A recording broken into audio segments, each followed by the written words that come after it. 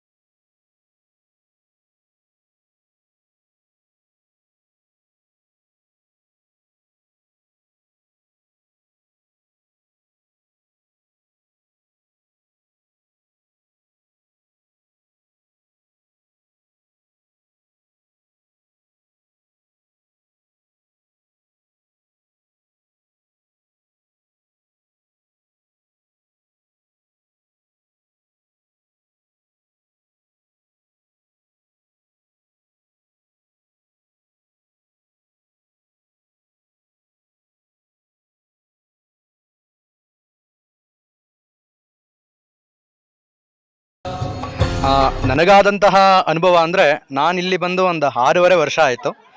But ನಾನು ಇರೋದು fact ಏನಂದರೆ, ನಾನು ನಮ್ಮ ತಂದೆ ತಾಯಿನ ಬಿಟ್ಟು ನಾನೆಲ್ಲೋ ಇದ್ದವನಲ್ಲ. ಬಟ್ ಕುದೂರು ಗ್ರಾಮ ಇಲ್ಲಿ ಇತ್ತು ಅನ್ನೋದು ನನಗೆ ಕನಸಿನಲ್ಲೂ ಗೊತ್ತಿಲ್ಲ. ಬಟ್ ಯಾವುದೋ ರೀತಿ ಭಗವಂತ ಕರ್ಕೊಂಬಂದಿದ್ದಾನೆ, ಆ ಸೇವೆ ಮಾಡಲಿಕ್ಕೆ ಇಲ್ಲಿ ಭಾಗ್ಯ ಕೊಟ್ಟಿದ್ದಾನೆ. ಪ್ರತಿನಿತ್ಯ ಬೆಳಗ್ಗೆ ಸಂಜೆ ಪೂಜೆ ಕಾರ್ಯಕ್ರಮಗಳು ನಡ್ಕೊಂಡು ಹೋಗ್ತಿದೆ. ಬಟ್ ನಾನಿಲ್ಲಿ ಬಂದಾಗ ಸ್ವಾಮಿಗೆ ನನಗೆ ಅಷ್ಟು ಇದಿರಲಿಲ್ಲ. ಬಟ್ ಅದು ಕಾಲಕ್ರಮೇಣ ಕಳೀತಾ ಸ್ವಾಮಿಯವರು ನನಗೆ ಕೆಲವೊಂದು ಸೂಕ್ಷ್ಮಗಳು ಅಂದರೆ ಕನಸಿನಲ್ಲಿ ಬರೋಂಥದ್ದು ಮತ್ತು ಇಲ್ಲಿ ಸರ್ಪ ರೀತಿಯಲ್ಲಿ ಕಾಣೋಂಥದ್ದು, ಹಾಗಾಗಿ ಸುಮಾರು ರೀತಿಯಲ್ಲಿ ನನಗೆ ಪ್ರೇರಣೆ ಆಗಿ ಅದೇ ರೀತಿ ನಾವು ಸಂಕಲ್ಪ ಏನು ಮಾಡ್ಕೊತೀವಿ ಅದೇ ರೀತಿ ಈ ದೇವಾಲಯಗಳಲ್ಲಿ ಮತ್ತು ಈ ಜಾಗದಲ್ಲಿ ಅಭಿವೃದ್ಧಿಯನ್ನು ಕಾಣ್ತಾ ಇದ್ದೀವಿ. ಅದನ್ನು ನಾನು ಹೇಳ್ಪಟ್ಟೆ.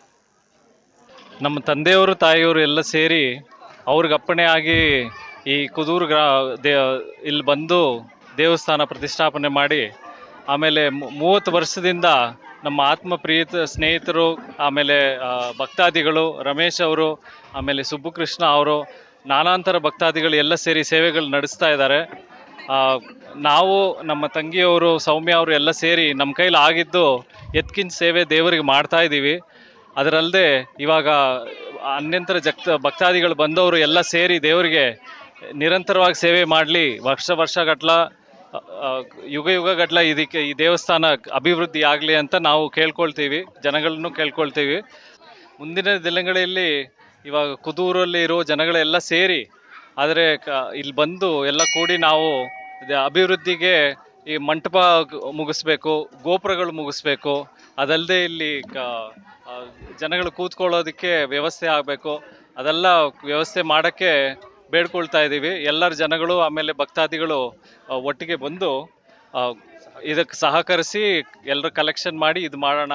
ಆದಷ್ಟು ಇನ್ನೂ ಒಂದು ಎವ್ರಿ ಇಯರ್ ಅಂದರೆ ನೆಕ್ಸ್ಟು ಬರೋ ನರಸಿಂಹ ಜಯಂತಿ ಒಳಗೆ ಏನಾದರೂ ಒಂದು ಇಂಪ್ರೂವ್ಮೆಂಟು ಇನ್ನು ಅದೇ ಥರ ಆಗಲಿ ಅಂತ ಕೇಳ್ಕೊಳ್ತಾ ಇದ್ದೀವಿ.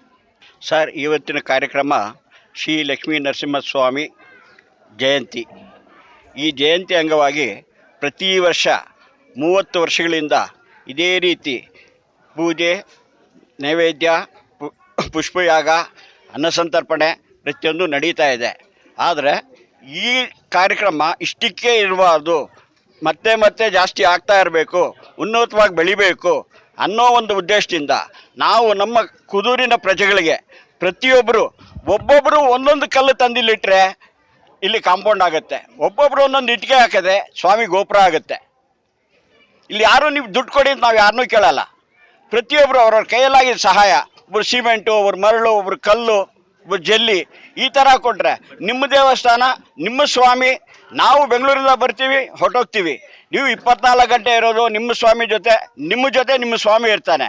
ಆದ್ದರಿಂದ ದಯವಿಟ್ಟು ಪ್ರತಿಯೊಬ್ಬ ಕುದೂರಿನ ಗ್ರಾಮದ ಸುತ್ತಮುತ್ತ ಹಳ್ಳಿಯ ಪ್ರತಿಯೊಬ್ಬ ಪ್ರಜೆಯೂ ಈ ದೇವಸ್ಥಾನಕ್ಕೆ ಸೇವಾಕರ್ತನಾಗಿ ನಿಂತ್ಕೊಂಡು ಅವ್ರ ಕಿಂಚಿತ್ ಸೇವೆ ಏನೇ ಆಗ್ಬೋದು, 1 ಪೈಸಾ ಇರ್ಬೋದು, 1 ಕೋಟಿ ಇರ್ಬೋದು, ಅದು ಸ್ವಾಮಿಗೆ ಲೆಕ್ಕ ಇಲ್ಲ. ಸ್ವಾಮಿ ಕಣ್ಣು ತೆರೆದ್ರೆ 1 ಪೈಸಾನೂ ಇಲ್ಲ, 1 ಕೋಟಿನೂ ಇಲ್ಲ. ತಮ್ಮ ಸೇವೆನ ದಯವಿಟ್ಟು ಬಂದು ನಮ್ಮ ದೇವಸ್ಥಾನ ಅನ್ನೋ ಒಂದು ಮನಸ್ಸಿನಲ್ಲಿ ಇಟ್ಕೊಂಡು ಆ ಸ್ವಾಮಿ ಕೈಂಕರ್ಯ ಮಾಡಿ ಆ ಸ್ವಾಮಿ ಆಶೀರ್ವಾದದಲ್ಲಿ ಅವರೂ ಬದುಕಬೇಕು. ಸ್ವಾಮಿ ನೀವು ಬೆಳೆಸಿ, ಸ್ವಾಮಿ ನಿಮ್ಮನ್ನು ಬೆಳೆಸ್ತಾನೆ. ಅದೇ ನಮ್ಮ ಒಂದು ಉದ್ದೇಶ.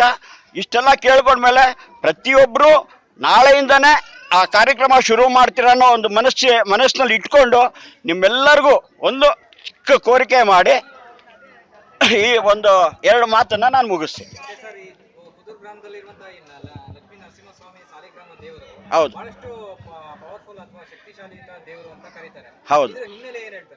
ಇದ್ರ ಹಿನ್ನೆಲೆ ನಮ್ಮ ಗುರುಗಳಾದ ಕೋದಂಡರಾಮ್ ಸ್ವಾಮೀಜಿಗಳಿಗೆ, ಅವರು ಲಕ್ಷ್ಮೀ ನರಸಿಂಹಸ್ವಾಮಿ ಉಪಾಸಕರು. ಅವ್ರಿಗೆ ಸ್ವಾಮಿ ನಾನು ಇಂಥ ಜಾಗದಲ್ಲಿ ಕೂತ್ಕೋಬೇಕು, ನನ್ನ ರೂಪ ಈ ಥರ ಇರಬೇಕು ಅಂತ ಹೇಳಿ ಅವ್ರ ರೂಪ ಯಾವ ಥರ ಇರಬೇಕು ಅಂತ ಅವರಿಗೆ ಕನಸಲ್ಲಿ ಕೊಟ್ಟು ಅದೇ ರೂಪದಲ್ಲಿ ಇಲ್ಲಿ ವಿಗ್ರಹ ಮಾಡಿರೋದು. ಇದು ಸುಮ್ಮನೆ ಎಲ್ಲ ದೇವಸ್ಥಾನದಲ್ಲಿ ಇರೋ ರೀತಿಯಲ್ಲಿ ವಿಗ್ರಹ ಅಲ್ಲ. ಈ ವಿಗ್ರಹದಲ್ಲಿ 12 ರಾಶಿ, ದಶಾವತಾರ, ನವಗ್ರಹ, ಅಷ್ಟಲಕ್ಷ್ಮಿ, ನಾವಿಲಿ ಕೃಷ್ಣ, ಕೆಳಗಡೆ ವಿನಾಯಕ. ಅಂದರೆ ನೀವು ಪ್ರಪಂಚದಲ್ಲಿ ಎಷ್ಟೇ ದೇವ್ರನ್ನ ನೀವು ಸುತ್ತೀವಿ ಅಂತಂದ್ರೂ ಎಲ್ಲ ಬಿಟ್ಟು ಇಲ್ಲಿ ಬಂದು 10 ನಿಮಿಷ ಕಣ್ಣು ಮುಚ್ಕೊಂಡು ದೇವ್ರಿಗೆ ನಮಸ್ಕಾರ ಮಾಡಿ ನಿಮ್ಮ ಹರಕೆ ಏನಿದೆ ಬನ್ನಿ ಕೇಳ್ಕೊಳ್ಳಿ, ನಿಮ್ಮ ಹರಕೆ ತೀರಿಸ್ಕೊಳ್ಳಿ, ನಿಮ್ಮ ಕೈಲ ಸಹಾಯ ಇಲ್ಲಿ ಮಾಡಿ. ಆಮೇಲೆ ಪ್ರತಿಷ್ಠಾಪನೆ ಆಗೋಕ್ಕೆ ಮುಂಚೆ 1008 ಸಾಳಿಗ್ರಾಮದನ್ನು ವರ್ಷನ ಅಭಿಷೇಕ ಅರ್ಚನೆ ಮಾಡಿ ಆ ಸಾಲಿಗ್ರಾಮ ಸಾಲಿಗ್ರಾಮ ಮುಖೇನ 1008 ಸಾಲಿಗ್ರಾಮ ಮುಖೇನ ಇಲ್ಲಿ ಸ್ವಾಮಿ ಪ್ರತಿಷ್ಠೆ ಆಗಿರೋದು. ಹೌದು. ಆ ಸಾಲಿಗ್ರಾಮ ಸುಮ್ಮನೆ ಎಲ್ಲೋ ಸಿಕ್ತು ಕೊಂಡ್ಕೊಂಡ್ಬಂದಿರೋದಲ್ಲ, ಅದು ತಂದು ದೊಡ್ಡ ದೊಡ್ಡ ಗುರುಗಳು ಕೊಟ್ಟಿರೋ ಸಾಲಿಗ್ರಾಮಗಳೆಲ್ಲ ಇದೆ. ಶೃಂಗೇರಿ ಜಗದ್ಗುರುಗಳು ಕೊಟ್ಟಿದ್ದಾರೆ.